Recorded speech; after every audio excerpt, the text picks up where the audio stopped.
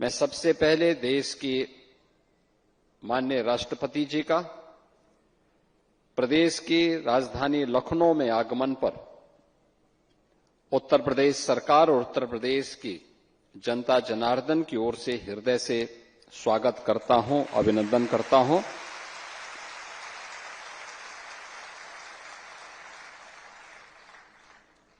ये हमारे लिए एक गौरव का क्षण है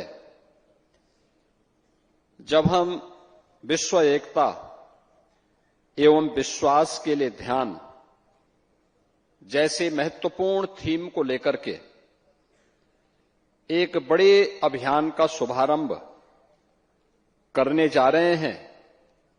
तब इस कार्यक्रम का शुभारंभ करने के लिए देश की माननीय राष्ट्रपति जी का सानिध्य और उनका मार्गदर्शन ब्रह्मा कुमारी से जुड़े हुए आप सभी साधकों, प्रशिक्षकों को प्राप्त हो रहा है, क्योंकि एक राष्ट्र के संवैधानिक प्रमुख के साथ ही राष्ट्रपति जी का जीवन एक शिक्षक के रूप में भी प्रेरणादायी रहा है। आपने देखा होगा कि उन्होंने एक शिक्षक के रूप में अपने जीवन को आगे बढ़ाया, फिर जन सेवा के भाव से पार्षद से लेकर के और राष्ट्रपति भवन की उनकी यात्रा संघर्ष की एक बड़ी गाथा है, जो हर भारतीय के लिए एक नई प्रेरणा है। और इस अवसर पर इस महत्वपूर्ण कार्यक्रम में उनका आगमन हुआ है। मैं उनका प्रदेश की राजधानी में उत्तर प्रदेश की सरकार, उत्तर प्रदेश के नागरिकों की ओर से हृदय से स्वागत करता हूं, अभिनंदन करता हूं।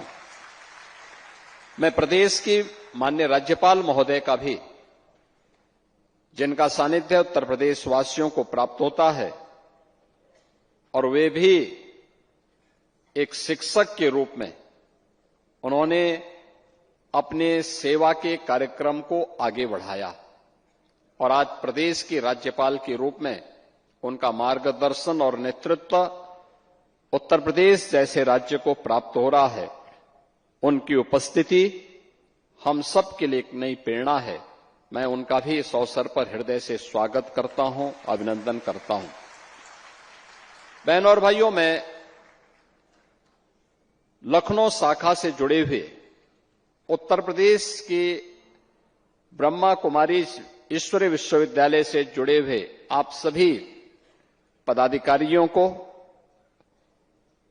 हृदय से धन्यवाद देता हूं और अभिनंदन भी करता हूं, जिन्होंने लखनऊ में इतना शानदार प्रशिक्षण केंद्र राजयोग के प्रशिक्षण के दृश्य यहां पर स्थापित किया है।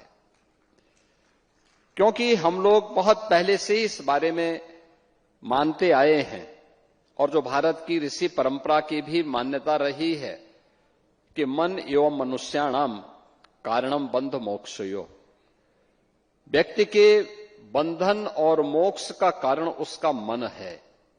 और सदगुरु रविदास जी महाराज ने भी कहा कि मन चंगा तो कठौती में गंगा, यानी मन की बहिर्मुखी वृत्ति को अंतर्मुखी जो व्यक्ति कर लेगा वह न केवल आत्मिक संतुष्टि का लाभ प्राप्त कर सकता है, बल्कि विश्व कल्याण का मार्ग भी वही प्रशस्त कर सकता है।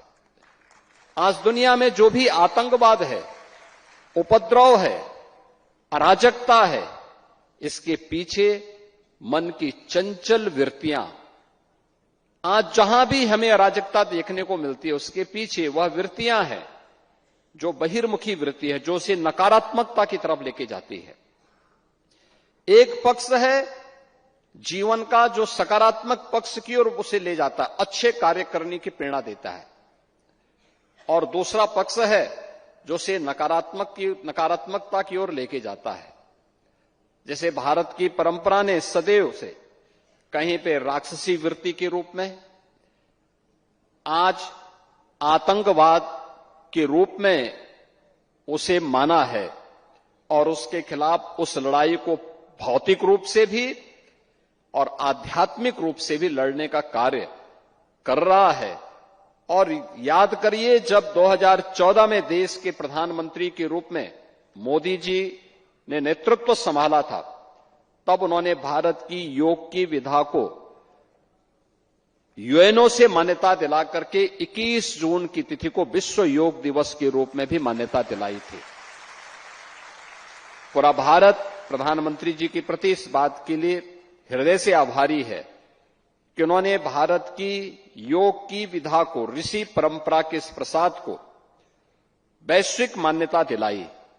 और मैं अभिनंदन करूंगा आप सभी बहनों का, ब्रह्मा कुमारी ईश्वरीय विश्वविद्यालय से जुड़े हुए सभी पदाधिकारियों का, जो राजयोग के माध्यम से एक सकारात्मक भाव का संचार आज भी निरंतर अपने कार्यक्रमों के माध्यम से कर रहे हैं।